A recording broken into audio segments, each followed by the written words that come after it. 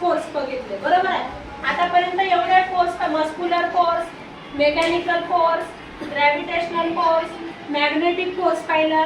आता आपण पाहिलेला आहे फ्रिक्शनल फोर्स.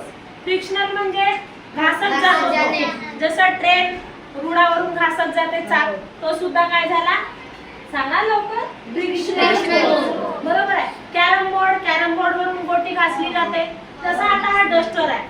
हा डस्टर आहे, मी याला येतं असं फेकत जाईल का, असं कोणता फोर्स झाला तो, फ्रिक्शनल फोर्स. हा गोटा आहे, जसा हा बघा गोटा, त्या गोट्याला मी असं फेकलं, याला असं घर्षण, असं कोणता फोर्स झाला तो, फ्रिक्शनल फोर्स.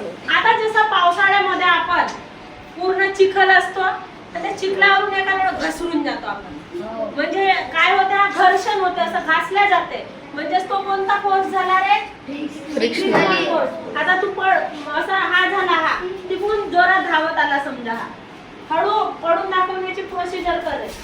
हा आता हा घसरला ना, मग हा कोणता फोर्स झाला, फ्रिक्शनल फोर्स. कोणता झाला, फ्रिक्शनल फोर्स. याच्यामध्ये फ्रिक्शनल फोर्स तयार झाला, म्हणजे हा घसरला, हा तर हा कोणता फोर्स झाला, फ्रिक्शनल फोर्स. आता आपण हे उदाहरण पाहिले कॅरमचा. आता कॅरम नाही आपल्याकडे, परंतु कॅरमच्या जागी आपण हा गोटा घेतला.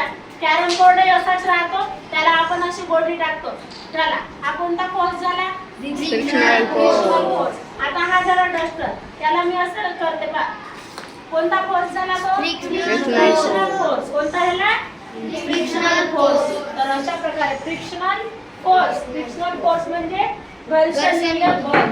ठीक आहे.